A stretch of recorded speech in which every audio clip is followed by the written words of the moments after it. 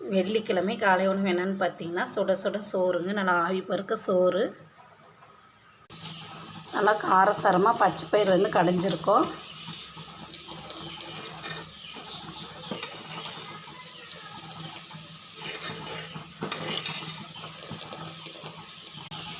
Beetroot பொரியல் செஞ்சுருக்கோங்க. காய் நல்லா வணங்கிட்டுருக்கு. பீட்ரூட் பொரியல்,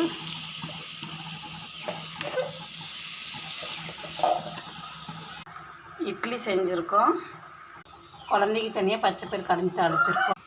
எருமைத்தயிர், கெட்டியான எருமைத்தயிர் வந்து தாளித்து வச்சுருக்கோங்க. பாருங்கள், தயிர் இந்த அளவுக்கு நல்லா கெட்டியாக தண்ணியும் சேர்த்தாமல் தாளிச்சிருக்கோம்.